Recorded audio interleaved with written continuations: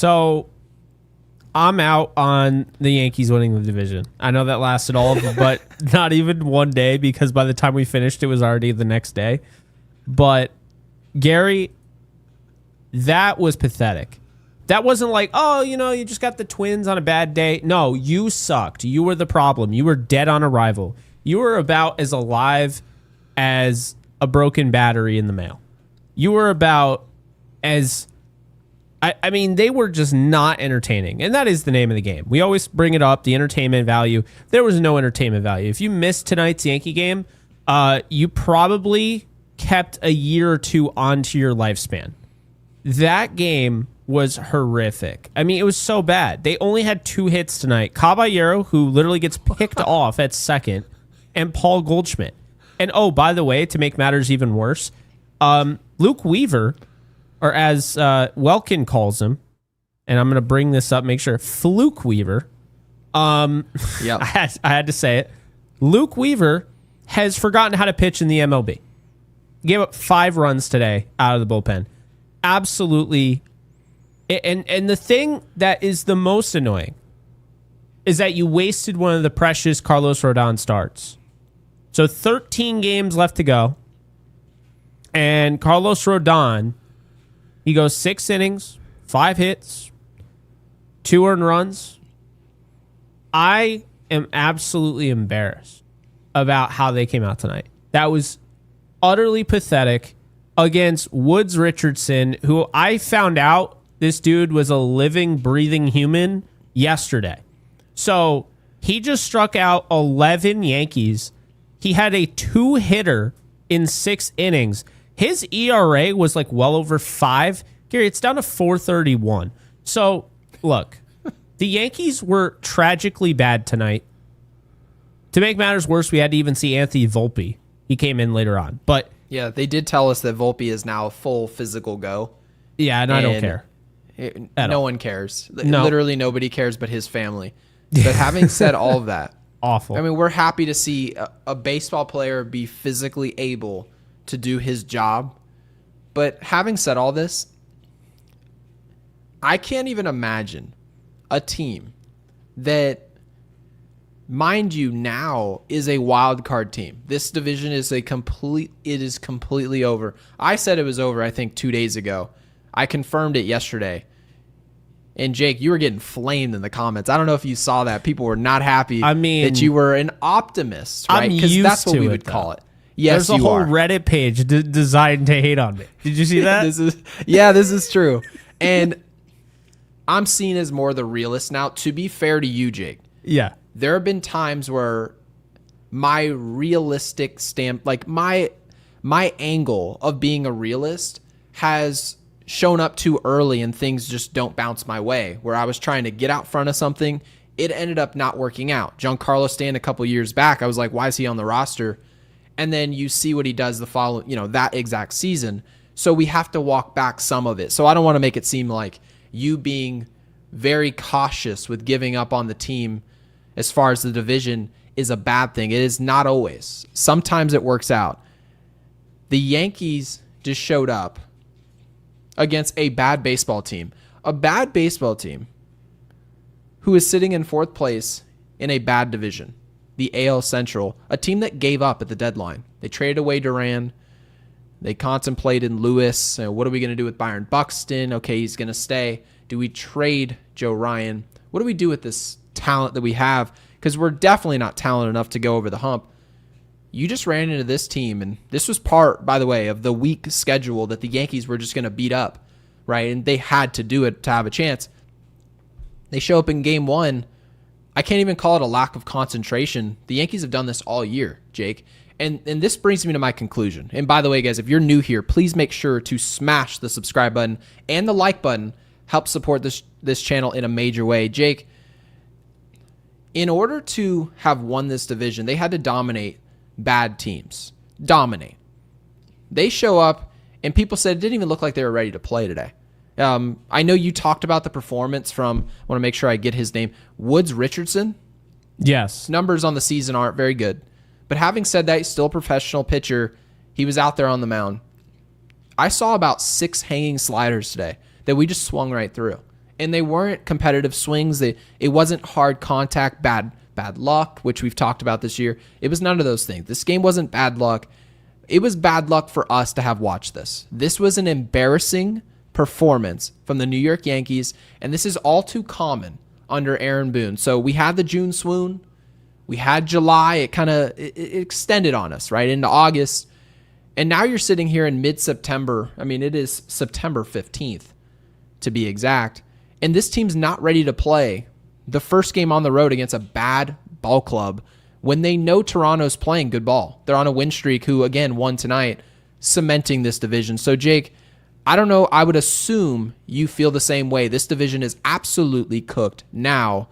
But having said that, where I wanted to move it was what it means for this team. And that's what I want to ask you. Because you've said, regardless of whether or not they win this division, you feel that they can do damage out of the wild card. Now, on its surface, I agree with you. The problem I have, and this is a major problem, it's a snag, is that are you the type of team that would make a run out of the wild card? Because there's certain things about your DNA as a ball club, right? You have to fight every day, tooth and nail. You don't take outs off. You don't make mental mistakes. These are all prerequisites of all teams who have won a World Series out of the wild card. And the Yankees don't excel at any of those things. They oftentimes don't show up ready to play. They do make mental mistakes. 1-0 game today from Caballero, picked off a second base. What are you doing? What are you doing? Yeah, that was in that situation. Awful. It's completely awful. And Jake, I don't know if you text me when that play happened. I text about 6 or 7 different people. How does that happen in September from one of the game's best base stealers, and you make that boneheaded of a play? And he was that bad defensively today, by the way. So how do you feel about not just being in a wild card as any random team, but this team and how they show up every day from a day-to-day basis? How do you feel now about them out of a wild card? Yeah, I still think the Yankees are the team to beat. And I understand that sounds weird, and I get that. I mean, keep in mind, I'm only as annoyed with them as I am because they put themselves in this position. I mean, they should be winning the AL East right now, right? I mean, they should. And they're not, because they've blown games that they should have won. Should have about 6-7 more wins, and that's not me talking. That's the analytics. Why do you think we're the team literally to beat? show that? Because that's what you called us. Why do you think that? In the AL? Yes. Because I think they're the most talented team. I think they have more buttons than anybody else to push, and I do think they're the most talented team. I think they have the best rotation. I trust the rotation more than any other rotation in the AL. And I think that's really what it comes down to. Aaron Judge is a big question mark. That's absolutely fair. I know some people will bring that up, but I think you have guys like Bellinger and you have Stanton, and I just think that a lot of the roster is built for October, and I think they're a much better team than they were last year, and look how far they got last year. So I understand last year they won the AL East. I think the AL East is way better this year than it is, than it was last year. So I wouldn't put too much stock on that, but my biggest issue with the Yankees, it stems from Boone's late game decisions, and of course his usage of the bullpen and the bullpen itself. Like, why are we now making, and I'm not trying to throw shade at anybody in the comment section, but I see this a lot. Why are we giving excuses to Weaver? I saw somebody on Twitter today say, what excuse did you see? I saw innings pitched. That's okay. Bullshit, and here's why. I'm going to explain this. He pitched in 2024 84 innings. Yep. And then he was sensational in the postseason for the most part until the World Series. Then, yeah, okay. But I don't like these excuses because I don't think they're based in reality. He has 59 innings pitched, Gary. 59. That's not a lot. No. You would think with the way Boone utilizes him, it would be a lot. But no, he's fine. He's absolutely fine in terms of innings pitched. I just think back to what I said earlier in the year, and for the people that are calling me a homer or think I'm a homer, well, I don't think a homer would say this. I said back in the middle of the year, I was like, I think the juice has been squeezed here. I don't think there's any more juice left when it comes to Luke Weaver. And what I mean by that is I don't think he's getting any better, and I think teams are now figuring out how to beat him. And that's the thing, Gary. You know, when you don't have these crazy guys in the bullpen that, you know, have control, because we know Doval has some of the best stuff you could ever have, but he has no control. But that's the thing, you know? And so I think with the Yankees, they're going to figure it out, and they're the best road team. You know, it's them and Detroit. The issue that you do run into, and this is an issue, you are running, well, I mean, amongst many, because I'm going to list off a few of them. Mm-hmm. The teams that you're going to go play are pretty much the most dominant teams at home. Toronto is 50-25 at home. Yeah. If you see Toronto, you will see that. What did the Yankees do when we went to Toronto? This road team, like, and by the way, those are numbers. Those are hard facts. The Yankees do play well on the road. The Yankees got swept in Toronto. So, different roster now, but yeah. Yeah, and honestly, I don't care. Because the reality is that when you go into October and you have more talent than somebody, are they more talented in the areas that they have to be more talented in? And that's the question. Because more times than not in postseason ball, games are 2-1, 2-2, and it really comes down to execution in innings 7 through 9. And you already know this, right? Most people know this. Well, the Blue Jays play their best baseball in innings 7 through 9. It's no surprise, right? High batting average runners in scoring position. They just more of a grinded out at bat. Offensively, their execution is just far superior. Really the same type of thing with Detroit, just lesser. And obviously they're a little banged up. You see what's happened with Tarek Skubal. But the point remains, the Yankees aren't reliable in the areas you have to be in order to make this type of run, which is why I place such an emphasis, maybe about 4 or 5 days ago, that the Yankees have to win the division in order to have any shot in hell of going to a World Series. Because you're playing at home, you don't have to go through the ringer of a wild card. Which team is built to deal with a wild card less than us? And this is what I mean by that. I feel the Yankees have a strength in their rotation. The problem here is the Yankees don't have any depth, and I know people said we did. I don't believe it. In our bullpen. If our bullpen is spent getting through a wild card series, just a grueling series, it's going to be a 3-game series, they're more than likely to use Bednar multiple times in that series. You're going to bring Cruz out multiple times in that series, and you go into the first round of a division series, you're going on the road. The Yankees aren't built to have a next man up. Doval is an absolute dumpster fire. He is not pitching well at all. And by the way, I want to make sure it's credited. I said Doval was going to figure this out this year, not next year and with time with Matt Blake. I said this year he should be serviceable enough to pitch the 7th inning. That was my prediction. That is not true. It is September 15th and Doval he's unpitchable against Minnesota, who's barely trying. So Jake, my issue with this team, I agree with you. When you look at the entire roster, there's certainly talent. Love Bellinger. Love the way Judge is playing in September. He looks like 99 when it matters, right? You've got Grisham, and Grisham's going through a slide. There's no doubt. We expect some type of rebound there. But you also look up and you see Jazz Chisholm. Jazz Chisholm's playing some of his best baseball. You didn't see it today, but this week in that Boston series, he was awesome. But Jake, the problem is that they almost seem top heavy. Like all our talent is in one side of the room. Where's the talent in the bullpen to sustain this type of run in October?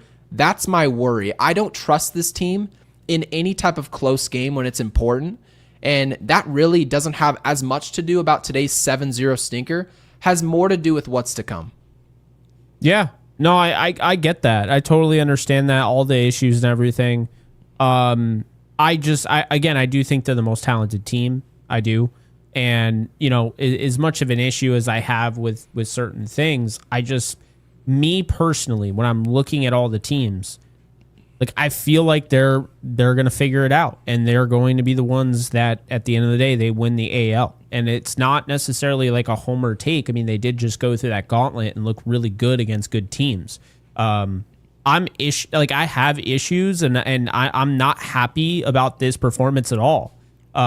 This performance completely takes them out in my mind of winning the AL East, and they absolutely could have if they won tonight. And I believe they were going to, and they came out absolutely flat. Like I said, DOA, dead on arrival. That, to me, is the biggest turnoff. When you turn on Yankees baseball, you have to deal with that dog shit. I don't know if you do, but I know I do. You have to deal with that dog shit Gotham Sports app. And yeah, I don't deal with it. Nope. It's the worst thing ever. Whoever developed it should be ashamed of themselves and their entire bloodline. But anyway. One of the pros of not living in New York. I don't have to deal with it. It's just terrible. But when you turn on a Yankees game, regardless of dealing with that, you turn on a Yankees game, and it's just awful. Like they don't show up, and it's like, look, like tonight, I was watching that game, and I was watching Tampa and Houston. Now, is Houston pissed they lost on the final play of the game? 6 seconds left to go. I texted you. I was like, 6 seconds, literally. Final play. Are they pissed? Yes. Are the fans pissed? Yes. But you know what the fans got? Entertainment. That game was a game. It was actually a battle from the start. Defensively, maybe. There wasn't a ton of points. You know what the Giants got this week? Giants fans, a game on Sunday. They scored 37. They lost. Went to overtime. They lost, but you got 40-37. You had 77 total points scored. You know what you got tonight? If you were like, oh, wow, I did all my work. I went to school. I took care of everything. I mowed the lawn, whatever. Your reward was sitting on the couch and watching the most miserable baseball you could ever watch. See, there were a couple people who messaged me who were like, I watched the whole thing. I'm like, you're crazy. You're crazy. And I had it on. I was more focused on the Bucks and Texans game later on, but Yeah, and I was also focused on what Toronto was going to do, and sure enough, yeah, I was too. The team that's out there to prove we're the best team in the AL East, we're the best team in the AL. We're going to prove that to you in the regular season. Now, you said that the team is the most talented, and mind you, as an overall in the AL, I don't think that's what we'll talk about. So, because we agree on Milwaukee, we agree on some of these other teams. But when you look at the overall roster and you say, well, how talented is our outfield, our infield, our starting pitching, and you go, okay, well, the Yankees you feel is the most talented. The problem that I guess I would have with it is that you don't just walk in October with talent and then something happens. I felt this way in the NFL, right? You feel that way. You look at some Baltimore Ravens teams, and you're like, oh, that team is just more talented than the team that's across the way. And yet, just somehow, some way, you just know Baltimore's not going to do it. If you watch football, you just know either a tight end's going to drop a ball in the end zone or Lamar Jackson's going to fumble in the fourth quarter in some horrific situation. They're going to throw some pick. It'll be tipped. You just know, just like the Bills, if they get into important games, they're going to find a way to screw it up despite Jake being the most talented team on the field that day. And that's a problem. So I think that's my takeaway on the Yankees so far for 2025 is that their manager, and their GM's also responsible for this as well, but they don't get a more talented roster on the field that day. They don't get the most out of them nearly as much as they should. Nearly. They don't walk into games against the Minnesotas and you don't look up and say, oh, well, we're taking care of Minnesota. Well, it's Minnesota, right? And they really confuse you more than any team in baseball. You really show up and you'll tell other fans of other teams, oh, no, we're going to cook Minnesota. And they're like, yeah, well, you guys beat up bad teams. And then we show up and lose 7-0. And you're like, how do I even explain to someone who's not a Yankees fan what really happened here today? Because you called it giving up before we went live. You were like, they just gave up. They quit. Since when does a team that is the most talented quit at the end of the regular season? They quit on the field, and then they go on to win the World Series, or in this case, win their essentially their conference, go win the AL. When has that ever happened in the history? You go back to the teams who have won the World Series, and again, guys, we'll get to these supers. We really appreciate it. You look at teams in history who have won the World Series out of the wild card. How often do they play a game like this in September? How often? And I get it. There's something to be proud of, I guess, at least here in the short term. The way we looked in that Boston series, that was awesome. Houston, that was great. But we were in the situation we were in playing from behind because of what we did in June and July. And now here you sit. Aaron Boone made this promise that, oh, we're going to be ready. Don't worry. We're going to turn it on. Now, Jake, we're in a position where the Yankees won't be able to turn it on until now it officially matters. We're just expecting that switch to go off, which technically, to your defense, Jake, could happen. The problem is, has there been any indication that it will? That's where I am, is that I need to see some smoke before I'll believe that there's a fire here with the Yankees. And unfortunately, I don't see much fire. Well, not today, but I mean, I'm not going to take away the job that they just did, in that gauntlet. I'm not going to take away that Will Warren pissed the bed and the Yankees still made that a game and should have won. I'm not going to take that away. I'm not going to take away the fact that they got the monkey off their back and they bludgeoned it. I'm not going to take away the fact they beat the Astros. They beat the Blue Jays. They won those series. And that's the thing. I don't think it's as simple as just saying that they can't do it because, tonight, I'm frustrated about tonight as anybody. But what my thing is, like with 12 games left, we know they're making the playoffs. This was for the AL East. And this is how I would actually explain this, Gary. The Yankees right now are on par with Toronto. On par. But their issues in June and July are the reason that their record is the way it is. And that's ultimately why Toronto's going to win the division. And they deserve it. They absolutely deserve it. But that said, when push comes to shove, I think Toronto and New York are very much on the same plane right now. And I think we saw that they significantly closed the gap in their last meeting. And so will they be on the same plane? So mind you, there's still 12 games left in the regular season. The Toronto Blue Jays have won 5 straight games. Yeah. Okay? And they're now playing a team. And by the way, they came into this Tampa series just like we would, where we don't play well in Tampa. And I get it. We didn't play well at Tropicana. We saw them at George M. Steinbrenner. So things were a little different. Toronto hasn't played Tampa well all year. They haven't. They just walked into game 1. Won the game, no problem, right? 5-game win streak. I guess are all things equal if they're playing their best baseball now, and then mind you, we played well in some of these series prior, but if you almost run out of steam and you're in a wild card, I just don't know if the end of the season feels quite the same. But I do want to bring up the standings just so you guys are fully aware of the picture. Then we'll get to our super chat. So we really appreciate you guys and make sure you like this video. Obviously, when you look at the wild card, the New York Yankees are sitting in the number 1 spot. Right? Good for you guys, right? They're 83-67. The Boston Red Sox are 82-68. Yeah. They are 1 game back of the New York Yankees. And I think they're right there too. I do. And that is genuinely, that is sad given the fact the best player on their roster at the time, at the deadline, was traded. They call up their soon-to-be best player on their roster, and he goes down with a lat strain the rest of the regular season, and we are 1 game ahead of that team. I just want everyone to understand the full picture there. Boston is playing without their best player. Houston, who we just beat, and we were super proud of that series. I mean, let's be honest. We went on the road and held our own, swept Houston, who was struggling at the time. They're 5-5 their last 10 games. They are sitting at 82-69. The issue here that everyone freaks out and says, oh, they're just not going to make the postseason.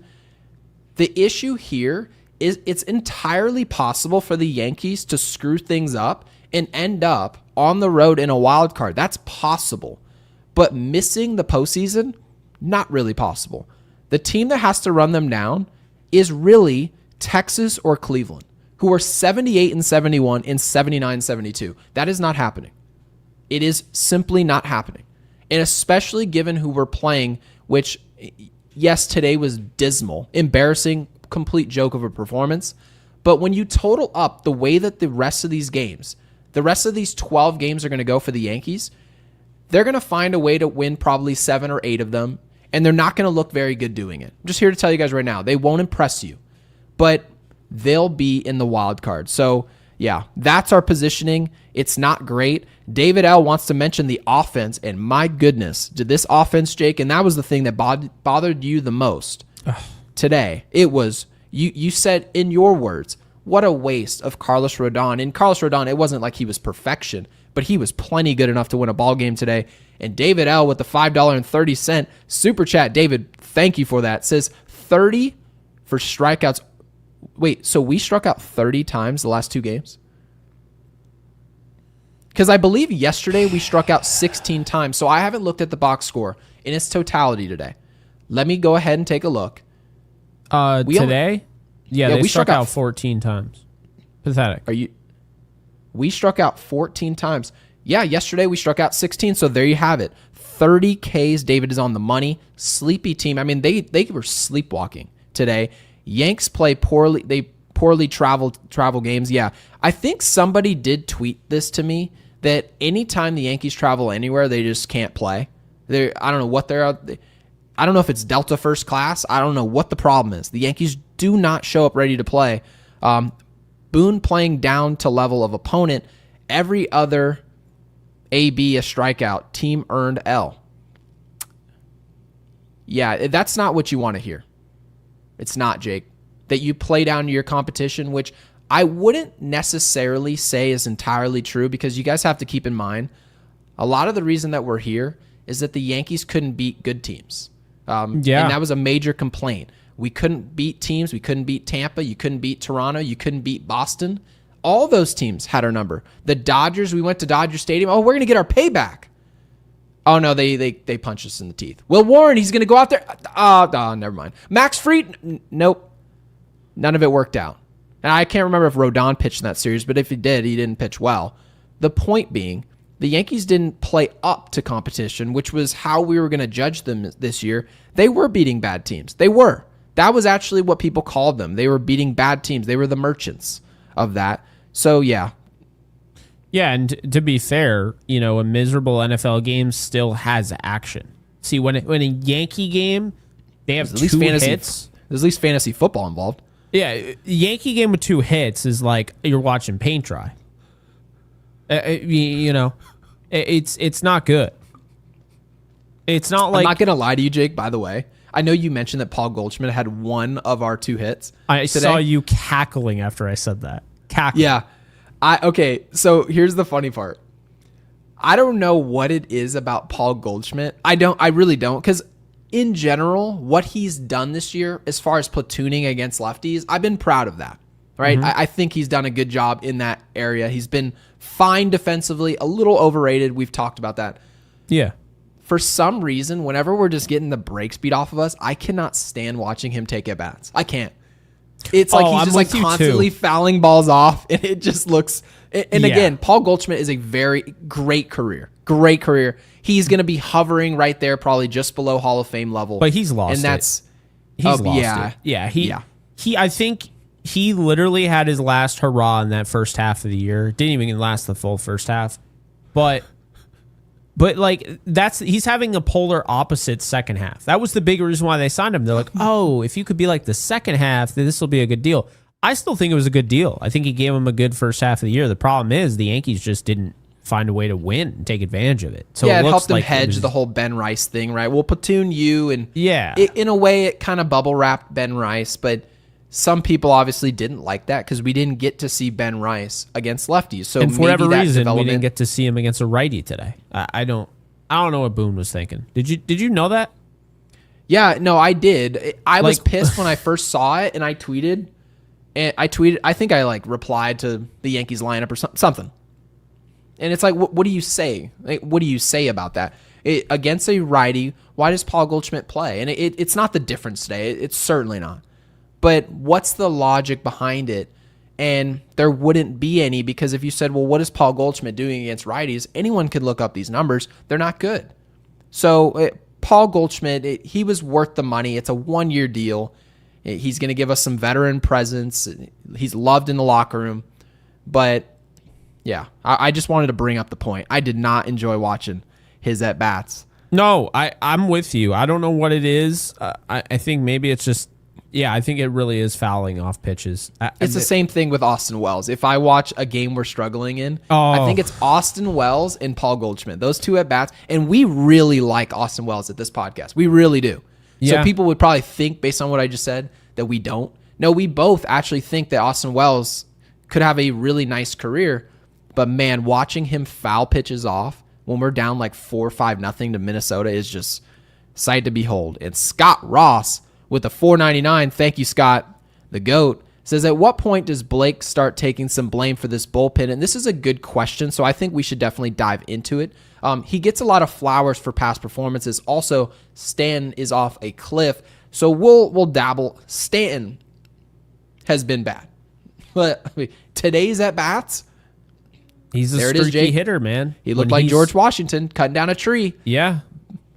But to go back there to that bullpen point here, Matt Blake. Now, we only, because since Larry Rothschild and the whole Sonny Gray thing, we're like, oh, Larry Rothschild is just the problem. He doesn't know what he's doing. But now with Matt Blake's here, they found ways to fix guys, right? Luke Weaver last year, you see, oh, wow, he's turned into one of the game's best closers. He's multi-inning. Michael King, before he left, look what we've transformed players into. But we don't talk about things that haven't worked, right? And some of those things are Doval, right? Everyone said, oh, they can fix Bird. Bird's getting shelled in AAA. What do you think about this? Yeah, I think it's a fair question. But I also, again, want to make it very clear. I think he squeezed the juice out of the orange so many times.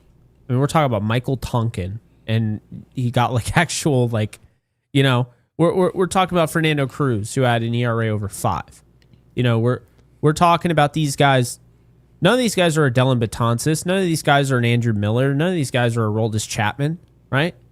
So I'm just kind of sitting here thinking, I think it's a fair question, but I defend Matt Blake, and I always will, because I think they just, especially the general manager, Brian Cashman, he operates, as you've said a million times, he operates in the margins so much.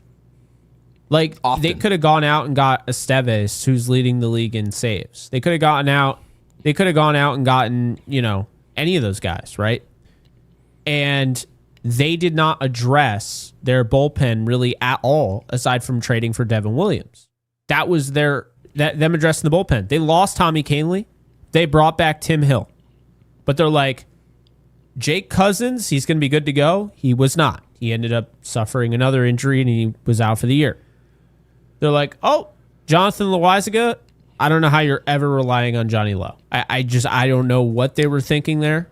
No I was idea. actually going to bring up the full list just so that we can see exactly what it looked like, because Scott does have a point here, at least with the question. If you look at our starting rotation, and this is to Matt Blake's credit, right, in somewhat of his defense, Carlos Rodon, I think we can all agree he's outplayed expectations this year. For anyone's expectation leading up to 2025, I'm willing to bet whatever our audience, and we have over 500 people in here, we're not sure how with that performance. But the point is, we assume Carlos Rodon would be hovering around a 3.94 ERA, right, Jake? I mean, we said he'll be good, but then he'll have some blow-up starts where that number will be inflated a bit, but we'll take that. No, Rodon has outpitched expectations. He's worked in the sinker. He's worked in a little bit of a cutter, the changeup. His game has progressed to the point where 2 days ago I mentioned, I think this is the best version. That was actually yesterday. That Carlos Rodon is the best he's ever been his whole career because he's pitching under pressure. This is way better than anything he's ever done, ever. So Matt Blake has to get some credit for that. Has to, right? And it's only fair. Max Fried he was an AL Cy Young candidate at one point. Had a blister, really fell off, and then he's getting back on the horse. He's been great this year. To the point where yesterday I said Max Fried's still the most important guy in this rotation. He's been awesome.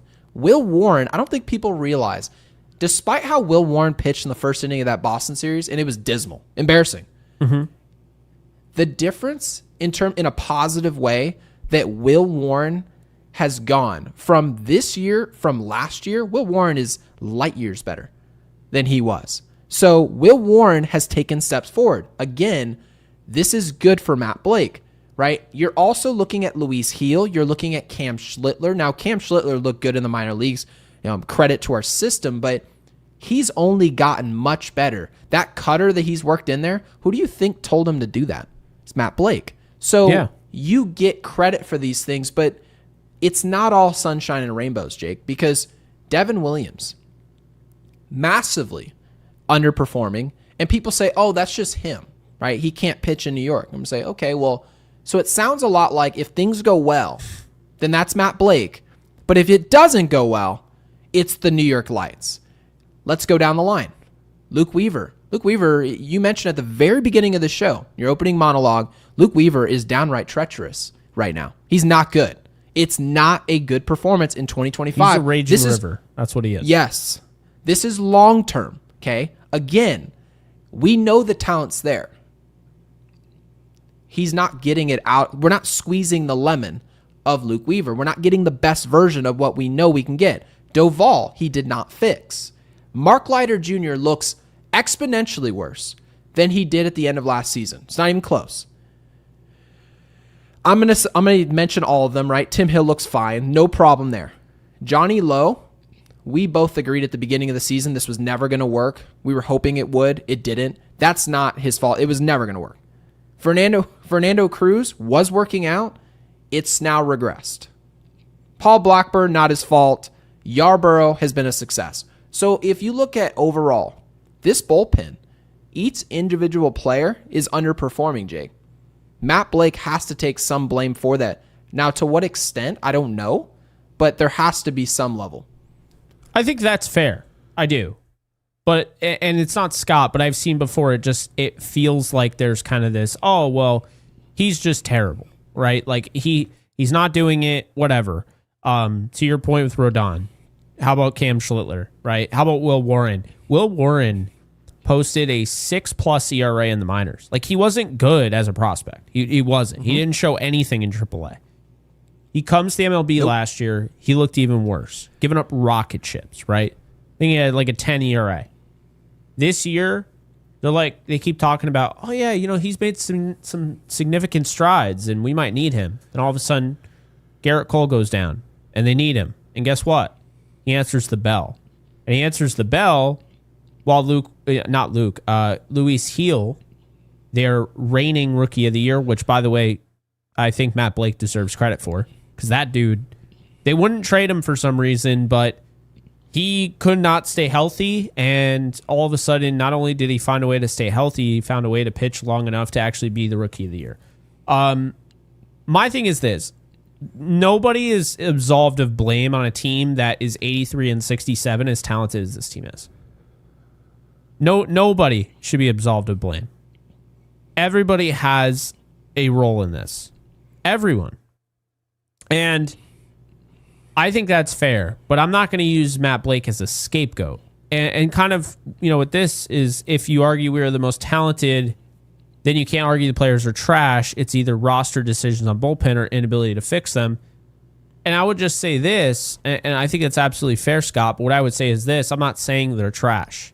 I'm saying that quite literally, they have had everything juiced out of them. Like, so much so, like, we're talking a lot of players like this never find a Matt Blake, and they never get better, right? Matt Blake has done everything he can to maximize a Mark Leiter. He's done everything he can to maximize a Luke Weaver.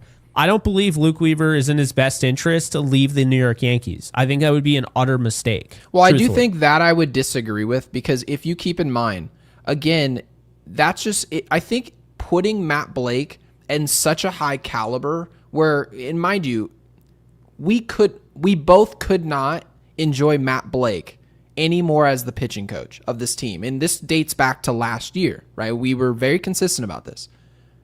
That said, I'm not high enough on him or anyone in the room to say, well, if we bring players in, it just simply cannot be. It cannot be our coach. Can't. I don't see that. When I look at Luke Weaver, I see responsibility on both Matt Blake and Luke Weaver. When I look at Devin Williams, I see shared blame. So when I look at Luke Weaver, and we'll point him out because he's really the guy who sticks out there. He was awesome last year. Awesome. Has the hamstring issue, never recovers. Was never good after that. Never. Then all of a sudden it becomes, well, it's his problem. We've squeezed the lemon being him. And then Matt Blake he's going to sprinkle his holy water on you. And if you don't come to life, you're ass. I can't subscribe to that. I cannot. Because really what it does is it just leads to zero accountability for Matt Blake.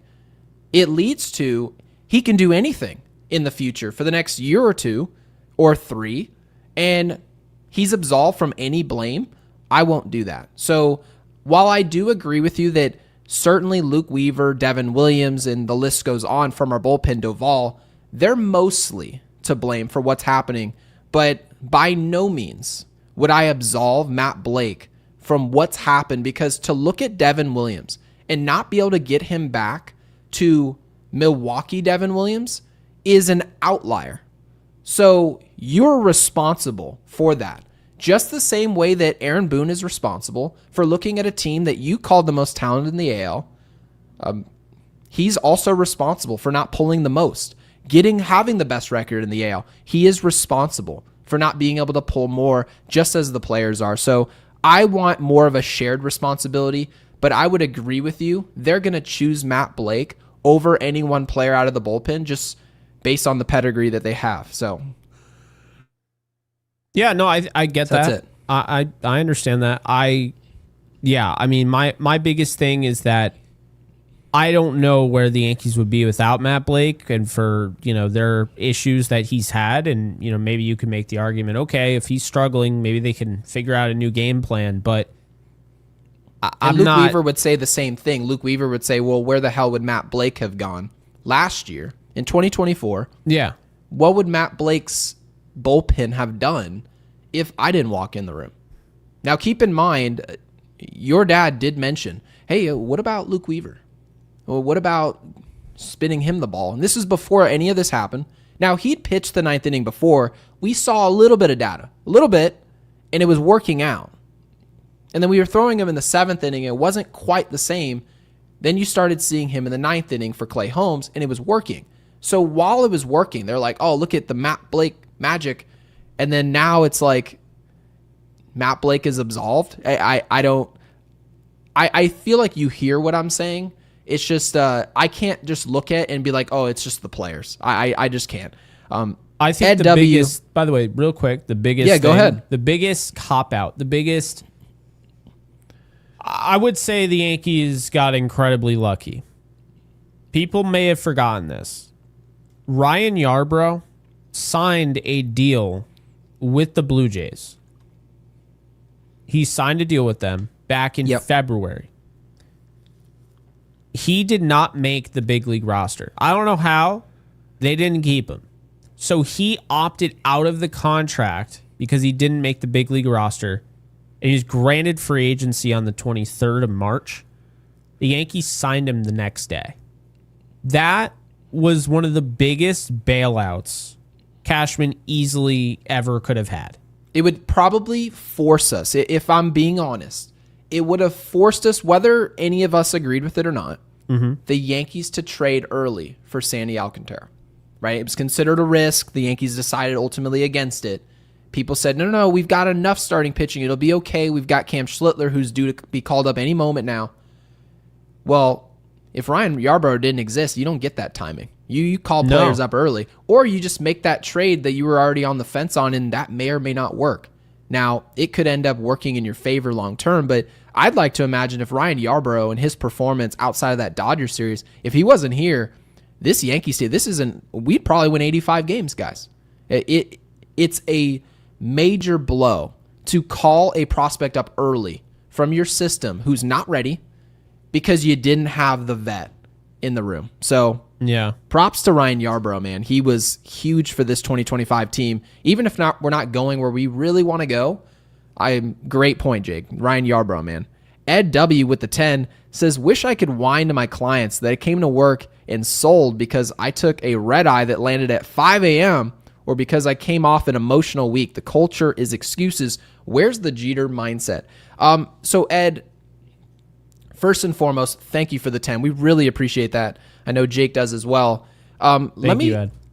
I want to bring up the concept of culture of excuses because it seems like now the past 3 or 4 seasons, and this isn't just a 2025 issue.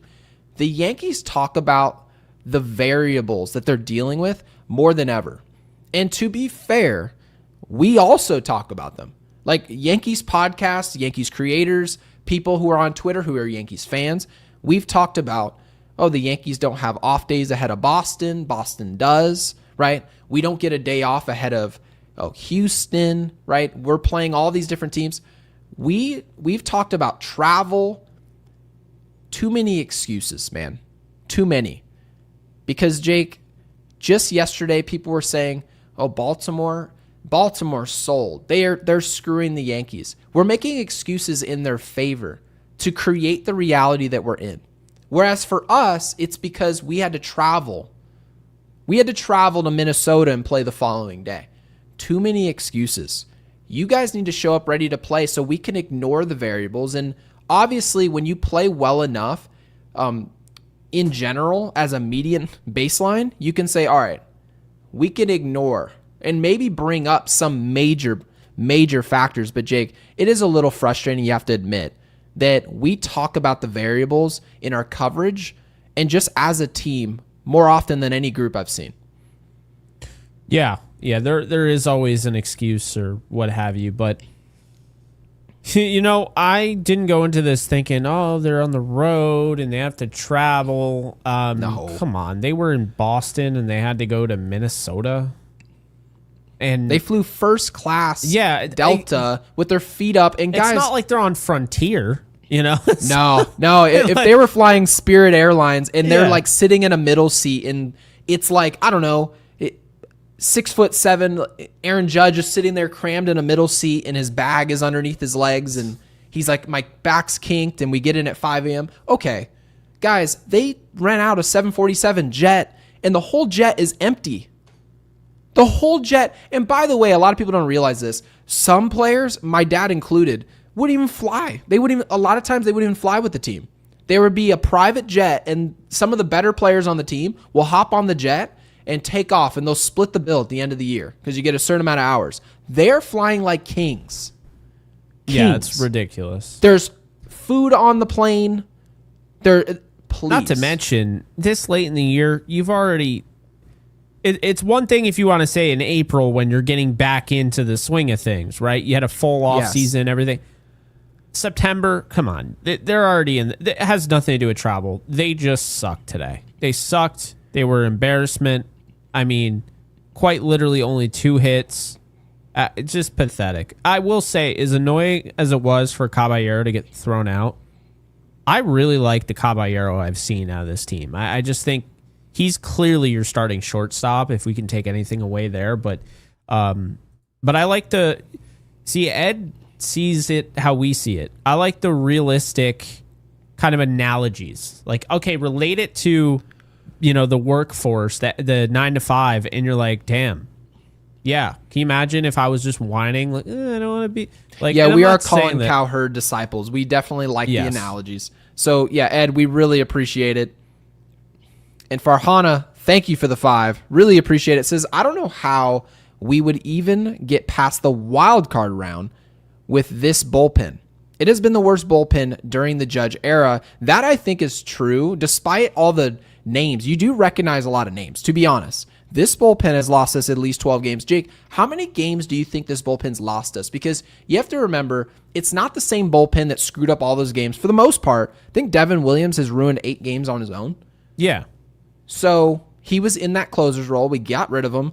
Weaver, we threw him in the 7th. Weaver took the job. And then Weaver went down with a hamstring, and they're like, well, Bednar. What should we do? How about if we just throw Devin Williams in there now, because out of necessity we have no choice. And he started doing a little bit better of a job, which you started to really pick up on and mention, Jake, which was true. The problem is that was short-lived, and we never had a closer again. Then we traded for Bednar. We have a dog in the ninth inning. The problem is how do you get the bone to the dog in the ninth inning? The Yankees right now are struggling to do that. So Farhana's worried about the bullpen. That's my concern with this team. I understand the offense is hit or miss. They can be ice cold a moment's notice, red hot in the Boston series, red hot in Houston, red hot against Toronto. And you're sitting there thinking, oh, here's the team. This is the offense I needed to see. That's the Aaron Judge I needed to see in important games. Then the bullpen comes out there and just craps down their leg. How many games, Jake, do you think this bullpen has given away? If we had just not total blown games, because not every save can be saved. That's just not realistic. Mm-hmm. How many games, if you feel like we had a baseline Yankees bullpen the last 6 years, how many games does this team win? 100? Yeah.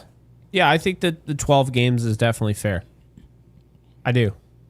That's asinine. That's ridiculous. Yeah. No, I mean, we've been talking about this for a while, and did they address it? Sure, but they didn't address it the way they should have, right? I mean, obviously, Doval, I didn't really see that coming. Jake Bird, we liked the idea, but really, even the Jake Bird move at the time doesn't really make sense, because if you think about it, we're so worried about stuff, right? They should have just been going out and getting, hey, okay, I got a David Bednar for the ninth inning. Let's find the eighth inning version of David Bednar. Let's find the seventh inning version. Find a guy who is a bulldog that you can trust. Like, there should Bednar be... was perfect, man. They ignored stuff. He's got stuff, but like they prioritize. No, he is an out-getter. He is just getting the job done. Bring him in. Is just old reliable iPhone. You know how to use it. You know it's going to be there for you. You know I don't know how about to my charge iPhone. I've got an iPhone 12. Yeah, my phone you're a weirdo over there. But you'll be my getting phone the is a 17 meatball. Too. Yeah, your iPhone is Delos meatballs. My iPhone 12 is Paul Blackburn. I'd probably say it's probably like Brent Hedrick, who's on the IL. Oh, good Lord. No, yeah, my but point Farhana, being, thank you for the super. We really appreciate it. Yeah, Bednar is consistent. Bednar is like, if you have a routine, right? Say you go to a certain butcher shop. Bednar's that certain butcher shop that you go to. You go to, you get that type of sauce. You always buy that sauce. You always buy that marinade, whatever. Bednar is going to be there when you need him. Always going to be the same. Maybe he has a bad outing like anybody, Mariano Rivera included. Anybody can have a bad outing.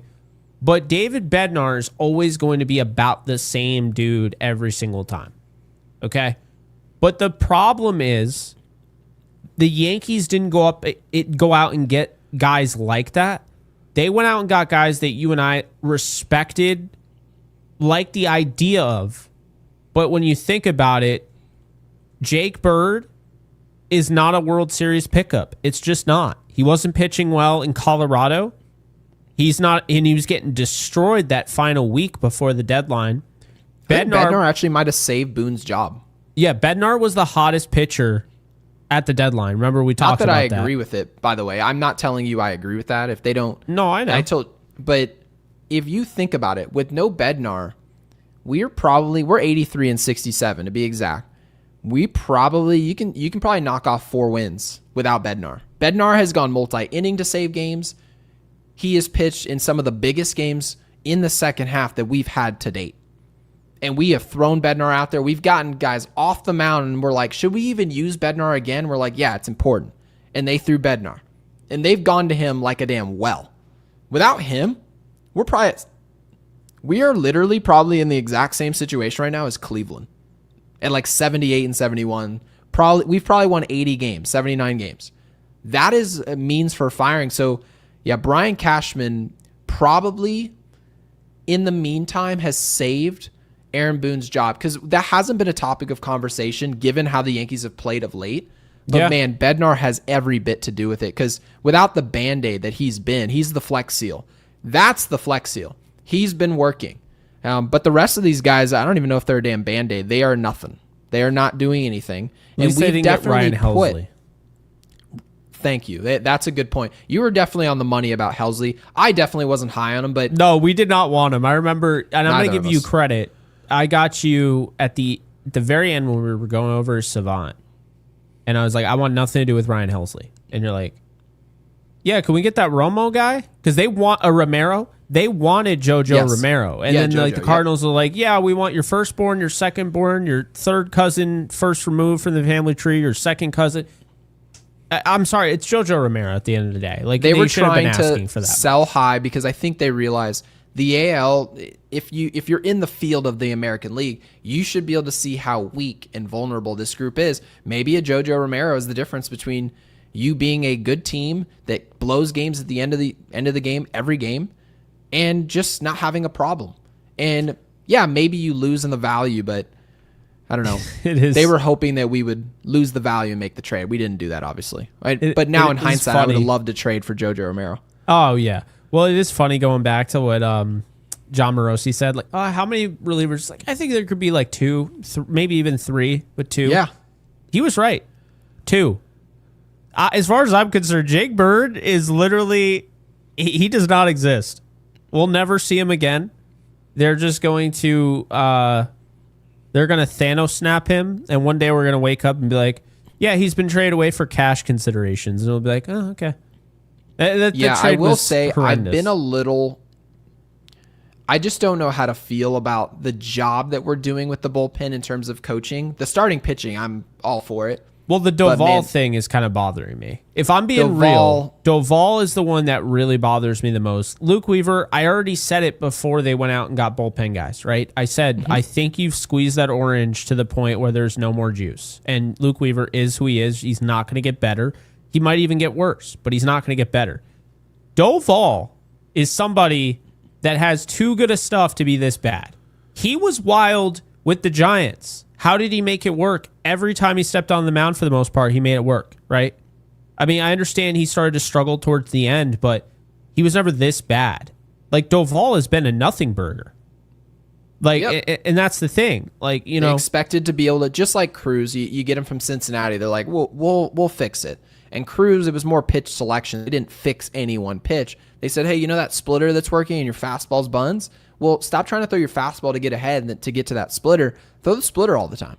That's what he's done. Oh, my goodness. It's not rocket science. So that they went to that and they went to the well. It's the reason why. What would you see? You see that? Did you see that comment about Braden Fisher? No. Where is it? I'm trying to find it. Braden Fisher? Who's Braden Fisher? Oh, you don't know? No, I have no idea who Braden Fisher is. He's the dude that was pitching tonight for Toronto and pitched really well. You're talking about their rookie. Yeah, what about him?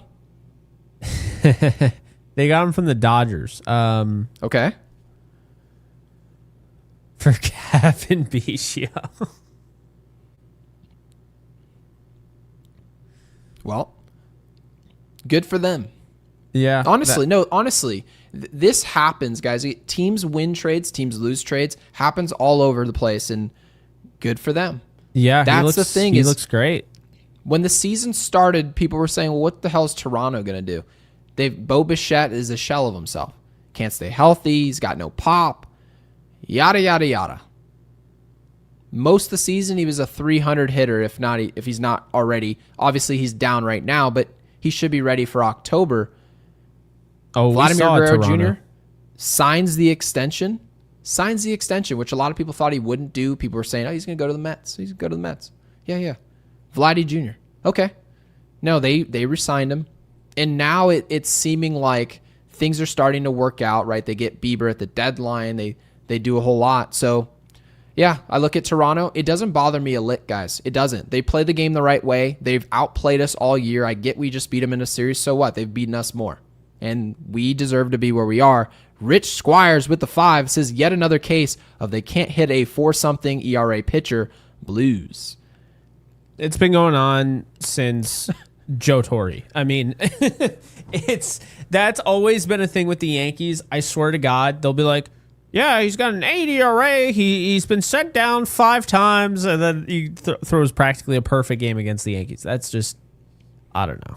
Which is part of being ready to play, is that you guys, regardless of who's on the other side, given the situation you're in, when you face inferior talent and you call, oh, we're the most talented team on the field today, which is my problem with them in October, by the way, Jake, is that they can be the most talented team on the field, and you can watch 9 innings of ball. You wouldn't know it. You wouldn't know it. And that's my issue. So, Rich, you're absolutely right. They made him look like Kurt Schilling today, and those pitches were not good. Even the broadcast was like, these are hittable pitches. I don't know what Giancarlo's doing. I don't know what these guys are doing. What is Jazz doing? There was a bad call to Jazz today. I couldn't give less of a rip. Oh, I don't care. I thought the umpire was dog water, but I thought the Yankees were more dog water. People were tweeting that to me. They're like, what about the umps? It's been an ump show. I'm like, an ump show? We can't even put a ball in play. Who cares about the umps? All right. New rule. If you suck, you don't get the benefit of the doubt with the umpires. Can we just... We've tried. Can we just... We've tried. Can we just make that the case? And I swear, if they can't hit Zebby Matthews tomorrow, I'm gone. I'm gone. I know. I'm done. Look at this. We should have no expectations, but they have to win enough games to make sure they're hosting the wild card. It is that simple. Zebby Matthews. Are you freaking kidding me right now? So So Rich, you said they had another case of they can't hit the 4-something ERA pitcher, Blues. How about a 5.06? See you tomorrow. See you boys tomorrow. Because the Yankees should be beating these teams to a pulp. These teams gave up at the deadline. They quit. Oh, no, it's all good. We'll trade Joe Ryan in the offseason. You guys can have, you can have Duran, Philadelphia. You guys, good luck and enjoy the World Series run. We'll watch you swing the towels around. We'll get the season ticket holders. Total losers. Joke. So, Jersey Girl, thank you for the 2. Says Fried, Heel, Rodon for wildcard game or Cam game 2. Okay, first and foremost, I'm going Fried, Rodon, and then you can take your pick for game 3. I'm probably... Give me Cam. Man, I'm probably going to go Cam. But that said, it shouldn't surprise anybody if Heel gets the ball. I mean, look what he just did. No hit innings. He's had dominant stuff. The control's an issue. It is. When you're going into a winner-take-all. Yes, it's brutal.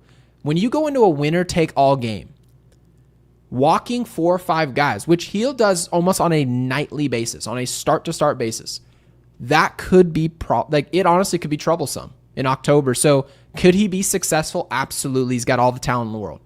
But the control is still a work in progress, and they haven't figured it out. I probably go with Cam with a very quick hook if anything goes awry. So that's going to be my choice. I'm not sure where anyone else goes with it, but I'll go with Cam Schlittler game 3. That's where I am. So appreciate you, Jersey Girl.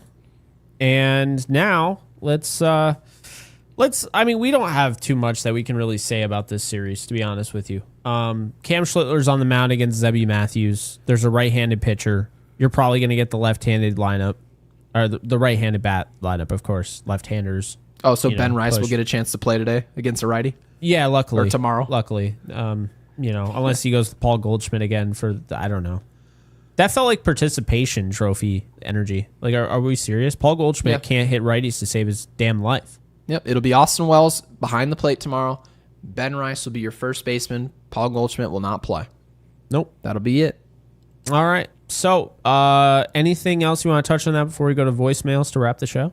No, I don't want to talk about this game or Zebby Matthews. Nothing. And with all due respect to his family, but I don't want to talk about Zebby. They're not watching, so. Yeah. No, they're not. No, we move. All right. So, voicemails here. We have Guy, who called in at 6:46. Hello, everyone. Just not much to pick from tonight. Nothing like picking competitive games like Toronto and the Red Sox. So I'm just going to say I think the score could be like 7-3 tonight, Yankees. Rodon solid. Don't know where the hits are going to come from. It could come from anywhere. I'm thinking Jazz Chisholm. And hopefully Cody tonight. he had a bad night last night. So I'll leave it at that. Let's go Yankees. Well, Guy. Says he doesn't know where the hits are going to come from. Neither did they. Giancarlo Stanton struck out 4 times. It's 11:53 p.m. on the East Coast, and I still have no idea where the hits are coming from.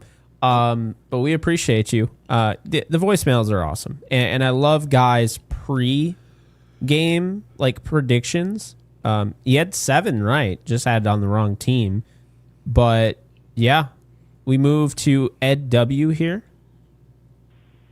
Hey guys, Ed W. I just wanted to take a moment in the end of the third here, to take stock of a very frightening thing that I'm seeing developing here. First of all, apparently we're giving out the Sandy Koufax for the day gift pack to yet another pitcher. This is terrible.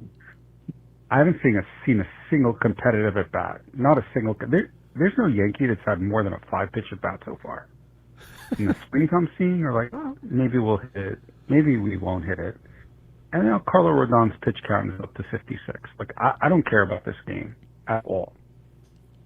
Whatever we do in the next 6 innings, it's fine. But this looks like the same uninspired performance that let Walker run all over us in the World Series. It looks like the Jack Flaherty Detroit game where he just strolled in there. Every slider he got, every slider swing and miss. This is an uninspired baseball right here. I don't know what Jose Caballero is doing at shortstop, flipping it here, flipping it there. Maybe I'll get a double play, maybe I won't. This is not good. I'm really sincerely hoping that the next 6 innings look a lot better than the first 3. He didn't get to the because point. This cannot continue. Well, hopefully I'll see you guys later, and hopefully maybe be a better voicemail later. But this is not good baseball. This is uninspiring. Yeah, the him getting tossed out. I would have loved to hear Ed's reaction to that. It certainly continued. If you watch innings 1 through 3, the game looked identical in the 8th. Identical. The 9th was a formality. The 8th was a formality. They quite literally were just up there, not even hacking. It was just, if I don't hit a bomb in pitch number 1 or pitch number 2, I'm just going to lay down, and then I'm going to complain about the zone on the way back, and then have Boone chirp, and the broadcast would be like, Boone doesn't like the call. I'm like, who gives a rat's ass what Boone thinks about that call? You guys have struck out to the point of this voicemail in 4 or 5 pitches. No, not competitive whatsoever.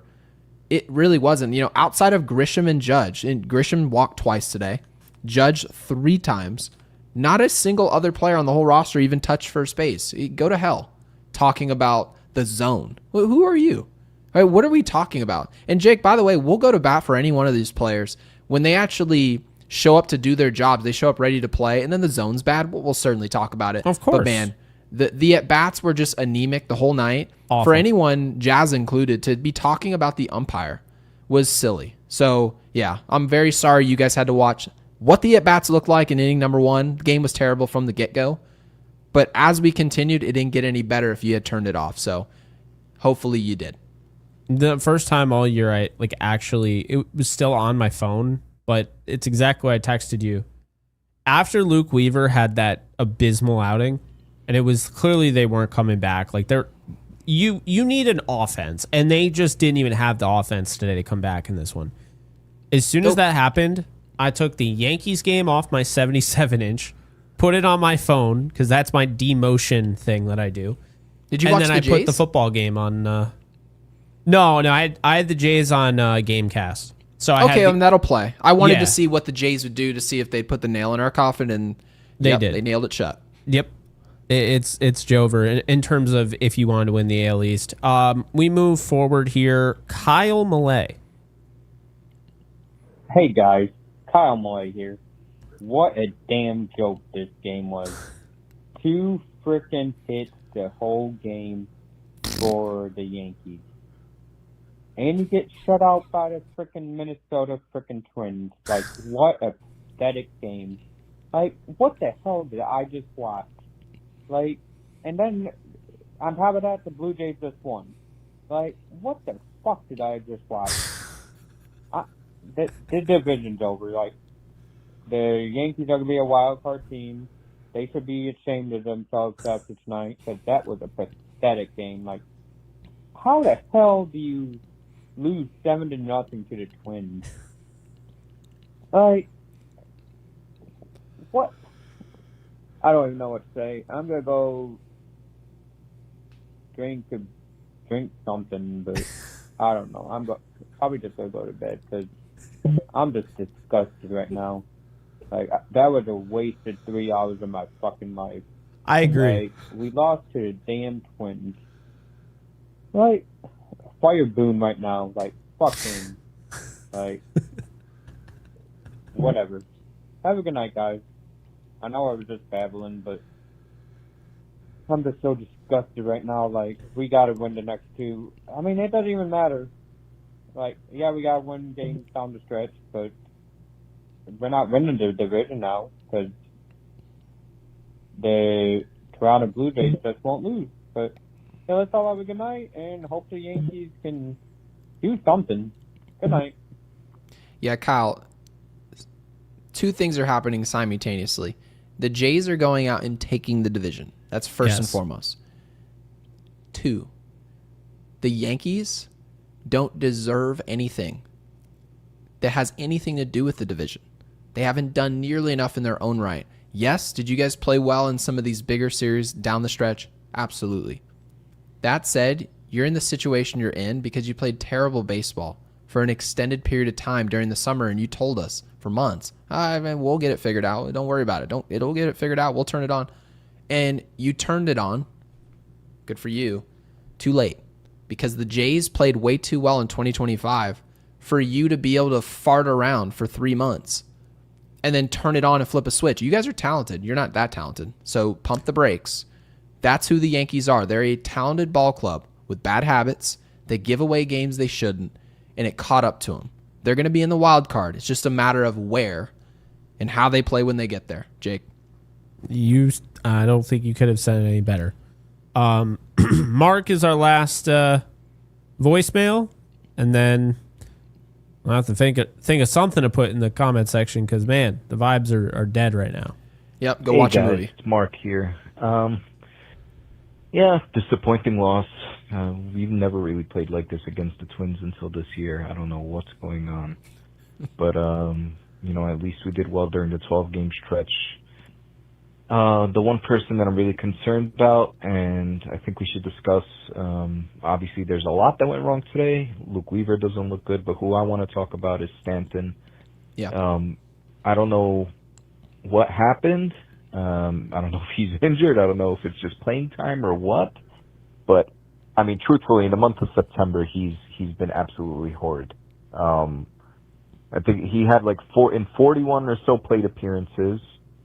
Let's say 43 plate appearances because he has 2 walks. Right, 41 plate appearances. He has 6 hits only, a 146 average. Struck out 23 times. That's more than 50% of the time. 23 strikeouts in 41 at bats. I don't know what's going on, but not looking good. And hopefully, he gets his swing back in October and for the playoffs. But that's just something I wanted to talk about. Hope you guys are doing well, and I'll see you on the show. Yeah, first and foremost, thank you for the voicemail. Appreciate you. Jake, and by the way, I do see some people asking about Ninja Hot Dog. He is a little under the weather, so that's where he's at. Ninja, we hope you feel better. But to this voicemail, Giancarlo Stanton, those numbers that he provided, they were all accurate. Every single one of them. 140-something, right? That's not good. Not at this time of the year. Well, it goes further than that. Try his last 15 games in Giancarlo Stanton. He is hitting 118. His on-base percentage is 182. His slugging is 294. That is obviously downright dismal, but I don't want to just mention how bad he's playing. I want to mention what it should mean because it should present at least a question, which is that Jason Dominguez, who currently is glued to the bench, he plays once a week, should he be awarded an opportunity to go earn a role at the designated hitter spot? Now, obviously, the one drawback to doing this is that Jason Dominguez does not have the ceiling in October that a Giancarlo Stanton has proven to have. will he, you're essentially just taking the gamble that if you're going to continue to play Stanton, you're saying that he's going to get it figured out in time for October. But if he doesn't, he's wasting a lot of time and a lot of at-bats in the meantime. So, Jake, what do you think about this? Do you give J-Dom the spin, or do you just let Stanton go out there and spin into the ground until he figures it out? Yeah, I mean, I don't really care what they do because I think bottom line is Stanton is a streaky hitter. And we know he turns it on in October, so it's actually working out pretty well. Get all this bad play out of September, move on to October. The only problem is they need to win games. So I guess in that sense, yeah, Dominguez does make sense, but I don't know. I guess I'm not really surprised. Like, I know some people are freaking out about this. I'm not, because this is Stanton. This has always been Stanton. He is a streaky player. He will get into a zone, and it looks like he's going to hit a home run every single at bat. And then he gets into a rut where it looks like, as you always put it, he's George Washington cutting down a tree. Worst hitter you've ever seen. Yeah. When he's cold, he's the worst hitter ever. Ever. He doesn't look like he can catch up to a fastball. I mean, this is Volpe numbers. 118 is Volpe. He touches the ball, it's a homer. But, I mean, to have a 118 batting average, this is like as bad as it got for Jazz at the beginning of the year. As bad as it got. Yeah. But having said that, if you sit Stan, and I do see a couple people in our live chat saying, yeah, I give J-Don the opportunity, because the instinct is always to just, if a guy is struggling long term, get him off the field. But this is tricky because Giancarlo Stanton can flip the switch, and if he's not on the Yankees, if he's not in the Yankees lineup last year and giving us the performance he was giving us, we don't go to the World Series, right? And we really had a three-headed attack. Soto, Judge wasn't himself. Stanton was our best at bat, even more so than Soto.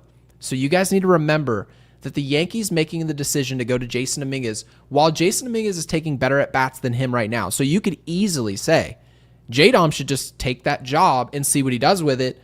But Jake, you've mentioned the issue. The streakiness of Giancarlo Stanton, that's going to go away if you bench him.